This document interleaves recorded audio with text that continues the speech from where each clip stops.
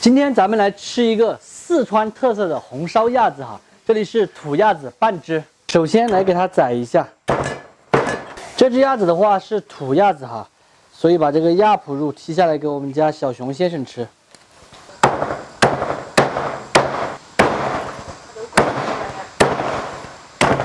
冷水下锅，先给它焯一下水，来一点姜葱、花雕酒。焯开过后，打去这些浮沫。 再煮个3分钟，捞出来冲洗干净即可。香料准备一点八卦、大料、桂皮、香叶、白蔻、葱、姜、干花椒，再来切上一点民谣火锅底料，可能有个20-30克就够了。四川人做菜哈，平时一般都离不开这个火锅底料。今天我用的这一款呢是名扬的高端火锅底料，它是一个手工全能型的底料。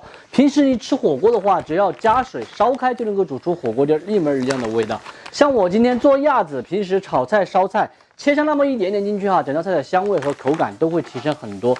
我知道你去超市里面买一包这样子名扬大方砖特别的贵，现在咱们搞活动哈，3包450克的大方砖。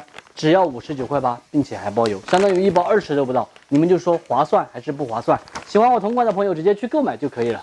纯菜籽油、姜葱蒜末、2年陈酿的红油老豆瓣、名扬火锅底料，加水，烧开过后用小火先给它熬煮个10来分钟。另起锅纯菜籽油，下鸭子肉，大火煸炒。 稍有煸炒后，下准备的香料，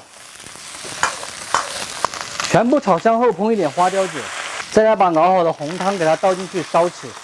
调味来一点点豆油、胡椒、白糖、鸡精，先用小火给它烧够半个小时。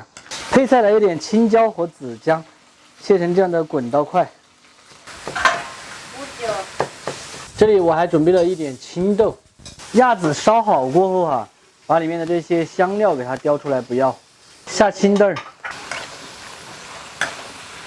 来点毛油提鲜，大约烧5分钟后，把紫姜和青椒放进去，大概烧1分钟过后就可以关火出锅了。哇塞，这个青豆烧鸭子，你们看安不安逸？地道的川味红烧鸭子哈，这个是绝对的巴适哦。最后给它撒上一点性感的葱花。 美味继承，咱们今天的青豆红烧鸭就做好了。真子烧出来的鸭子肉哈，滋滋入味，并且趴烂可口。整道菜川味家常味，好吃下饭的味道。喜欢的朋友可以收藏着，有时间的时候买几包名扬火锅底料回去告一下。不喜欢的就只有免费看完撒锅了。来，他看到这个鸭子了就吃大肉肉，来，脚放下去，坐好。拿去，大肉肉来了。给我坐好。对，都已经把那一坨肉全部剔下来，给你明天慢慢吃。好香哦。土鸭子吃起口感是不是都不一样嘛？为什么不一样？啊？为什么不一样？更香，好吃多了。